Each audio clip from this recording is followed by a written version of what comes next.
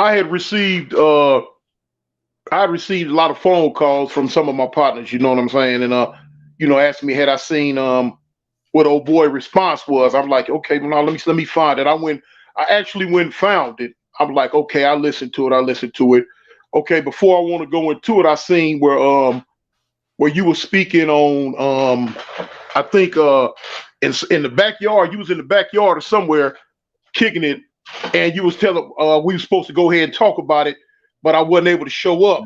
But you had told everybody that I want to come on and apologize for what was said. Okay, well, first off, that was kind of a little error because there's no apology needed. You know what I'm saying? There's nothing that I'm apologize for because I said nothing that was wrong to the point to where I had to apologize to old boy.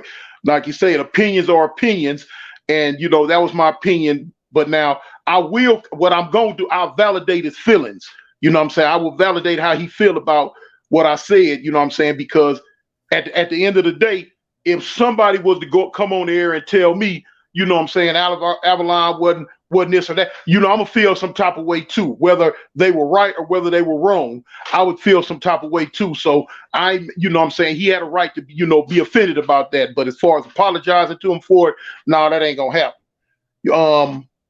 I was going over I had never really looked at the interviews you had did, because when I be on YouTube and I go through the thing, Kev Mac, I see where you did the interview with the BeBops. It was a 5-part series. I said, okay, well, I checked it out. You know what I'm saying? I looked at it. And like I said, I commend him on the way he handled it. You know what I'm saying? I could hear in his voice he was upset about it. But you know what I'm saying? I like I say, I commended on, like he said, if you have an opinion on something, that's your opinion. But now all opinions are not, sometimes shouldn't be voiced on open air platforms like this. And I agree, you know what I'm saying? I agree with that. You have an opinion. If it's opinion to the point to where it's gonna make the next man feel, you know what I'm saying, a little certain way, maybe you just keep that opinion to yourself. And when I was speaking to Monk, you know what I'm saying, like I say, I spoke my opinion, but and I turned around and now now I'm gonna go deeper into it. You know what I'm saying? I got some blood partners out there. You know what I'm saying? I got it them. I'm like, man, check this out. You seen about it, they like, well, yeah, Tune, we seen it, back and forth. And I said, yeah, I really didn't mean to disrespect them cats, but boom. And well, a lot of them are like, well, Tune, don't trip. It ain't, you know what I'm saying? It ain't like you said something wrong or this and that. And I'm like, okay, well, cool. All right, well, cool, boom. But I'ma also say, people who live in glass houses shouldn't throw rocks. And I'm saying that to say, if you go back to the BeBop Watts interview in part 3, a little bit before you get to the end, I don't know if it was Melly Mel or your other homeboy had even asked him kind of like the same thing about the Hat Gang Watts. Yeah. And his comeback was, he said no, the Hat Gang Watts not relevant. Okay, what's the difference from what I said versus what he said? He spoke his opinion on how he felt about the Hat Gang Watts, and I'm quite sure it was some Hat Gang Watts that didn't like that. So you know what I'm saying? But now when you point the gun, it's all good. But when the gun get pointed back at you, now you want to feel some type of way. So he got to take that one with a grain of salt, homie. You know what I'm saying? So and he's speaking a lot on they said being frontline this and frontline that. All right, cool. Hey, he himself spoke on that. They rightly didn't become Bloods till what? The end of the 70s or the beginning of the 80s. Bloods was blooding. 71, 72, 73. So, frontline wear. But now anyway, like I say, I'm sorry the young man felt how he felt about it. You know what I'm saying? It was what it was. Like I say, it was my opinion. And the reason why my opinion was I've been in and out of, YA, juvenile hall, the county jail, prison, all my life. Everywhere, man, I done met bloods from all over the hills and dales, but out of dang near 40-some years in the in the jail system from a child on up, I ain't never ran across no BeBop Watts. So that's what come I made the statement I said when I said, I ain't juvenile hall, county, prison, why I ain't never ran across them. So, the biggest thing I'd ever seen about them was when I got out of jail one time, and I seen where I think either them, they crossed the Swans out, or the Swans had crossed them out. And me and the homies was riding. I'm like, dang, cuz, they beefing? And he was like, I think so. And I'm like, dang, well, it was shock to me because I wasn't used to seeing bloods go to war with each other. But other than that, I had never, really heard or, whatever. So, that's why my opinion was based on that. Now, true enough, what they down there doing, I couldn't tell you. I don't know. But like I say, it's just an opinion. Right. So, going along the same line, excuse me. He was saying something about during the war years. In the war years, I'm like, I'm listening. Okay, I'm like, dang, what's the war years to him?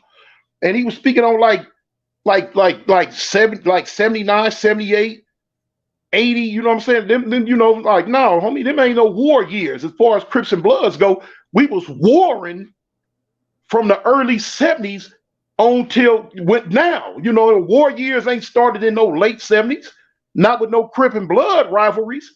Was started way before that. So, the thing about, I heard, when y'all was speaking on, first generation, second generation, and this and that, you know what I'm saying? That's based on when your set came out, whether you was because you could be a first generation of whatever set you from. So if your set came out in 79 or 80 and you was there then, okay, you a first generation of whatever your set is. But if your set came out in 71, 72, you'd have had to been way back then and been a first. So, first generation is not based on age and all that. First generation is based on when your set came out. And if you were around then, or if you weren't around then, or whenever you happened to come around. But yeah, man, it wasn't no thing, you know what I'm saying? It wasn't no, I didn't, it wasn't trying to like shoot no shots directly, because I don't even know him, but boom, like I say, he felt some type of way. I would have felt some type of way too. You know what I'm saying? So like I say, ain't no apologies coming from me, period, on nothing. But like I say, I can validate his feelings on why he felt that way, because I would have felt that way too. But you know what I'm saying? Because in my mind, but I had a reason to feel that way I felt. But now, I mean, just like on the little thing he put on, what was that, about a couple of days ago, when he put the straight out, let me see. It say straight out the gate Bloods. He had some on YouTube that he just put on there a couple of days ago. Straight out the gate Bloods. Okay. And I think he's speaking on his set, NHPs, Crenshaw Mafias, and the families. And what it was really about, I'm not really sure, because it kind of throwed me.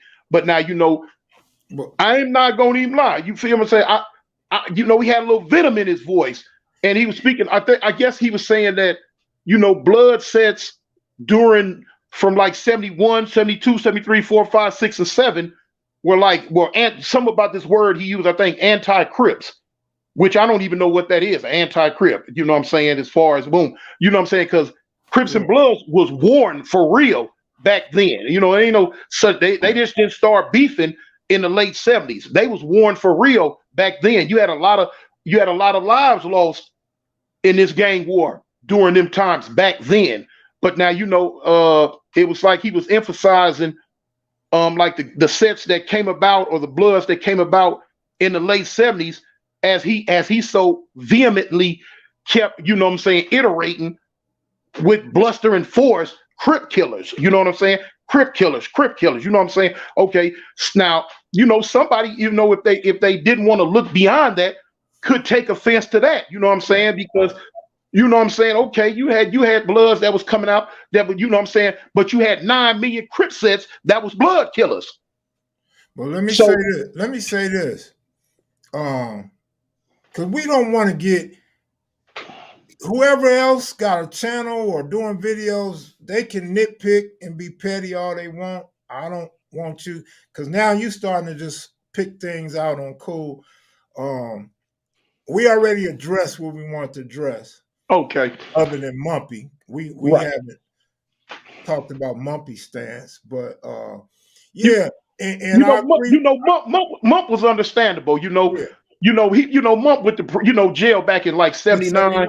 Right? Yeah, so then he was from the West Side, so he really didn't know. He didn't mean no harm. He didn't mean no foul. He didn't mean none of that. He just didn't know. And that's why I didn't step in and say nothing, because I know Mump left early, and I know BeBop came out late 70s.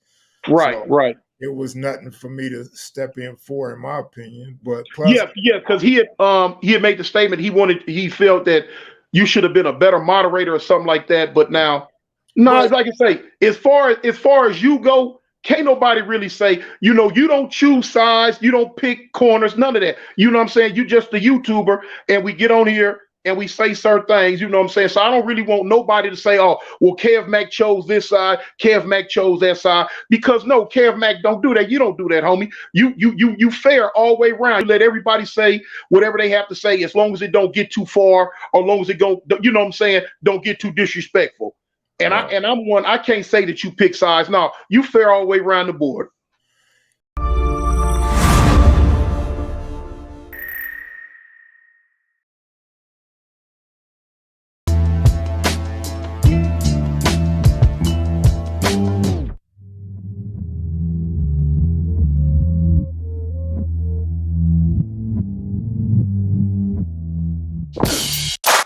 This is Los Angeles.